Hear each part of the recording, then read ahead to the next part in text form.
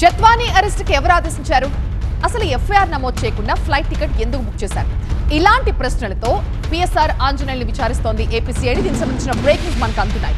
Senior న్యాయవాది నగేష్ రెడ్డి సమక్షంలో PSR ఆంజనేయుల్ని విచారిస్తున్నారు CID అధికారులు. ముంబై నటి జత్వానీ వేధింపుల కేసులో ఆయన పాత్ర ఏంటి అన్న విషయంపై ఆరాధిస్తున్నారు. సిఐడి అడిషనల్ ఎస్పీ ప్రసాద్ నేతృత్వంలో ఈ విచారణ కొనసాగుతోంది. జత్వానీ అరెస్ట్ వెనుక ఆంజనేయులు పాత్ర, ఐపీఎస్ అధికారులు విశాల్ గున్ని, కాంతి రాణి తాతాకు మౌఖిక ఆదేశాలపై సిఐడి అధికారులు ఆయన ప్రశ్నిస్తున్నారు. జత్వానీ అరెస్టుకు ఎవరు ఆదేశాలు ఇచ్చారు? ఎఫ్ఐఆర్ నమోదు చేయకుండానే ఫ్లైట్ టికెట్లు ఎందుకు బుక్ చేశారంటూ ఆంజనేయులపై సిఐడి ప్రశ్నల వర్షం కురిపిస్తోంది. మా ప్రతినిధి వసంత్ మనకి లైవ్ లో జాయిన్ అవుతున్నారు. వసంత్, నిన్న ఎంక్వైరీకి వచ్చిన టైంలో ఆయనకి కాస్త అస్వస్థతకు గురి కావడంతో మళ్ళీ హాస్పిటల్ తీసుకెళ్లారు, మళ్ళీ వాళ్ళు తీసుకొచ్చారు. ఏంటి వాళ్ళ ఆయన సహకరిస్తున్నారా విచారణకి? ఎలా జరుగుతోంది?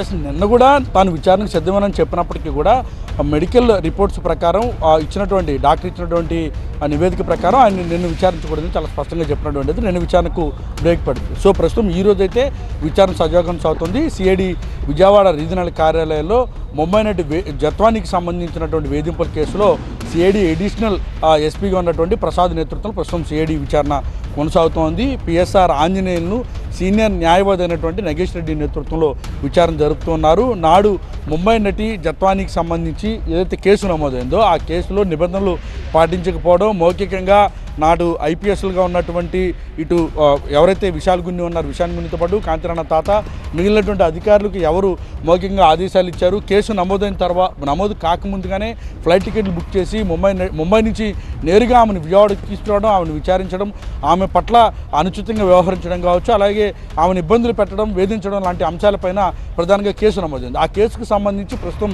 అన్ని ప్రశ్నలు కూడా సిఐడి అధికారులు సంధిస్తున్నారు.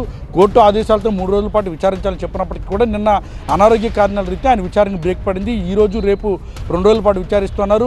ప్రభుత్వ ఆసుపత్రి జైలు నుంచి ఆయన నేరుగా ప్రభుత్వ ఆసుపత్రికి తీసుకొచ్చి అక్కడ వైద్య పరీక్షల అనంతరం ప్రస్తుతం సిఐడి కార్యాలయంలో విచారిస్తున్నారు. ఈరోజు సాయంత్రం 3:30 గంటల వరకు కూడా విచారణ జరుగుతుంది. అనంతరం ఆయనకు వైద్య పరీక్షలు నిర్వహించి మళ్ళీ తిరిగి జైలుకి అయితే తరలించబోతున్నారు. పూర్తిగా కోర్టుకు సంబంధించిన డైరెక్షన్ ప్రకారమే పిఎస్ఆర్ ఆంజనేయులకు సంబంధించి విచారణ జరుగుతోంది.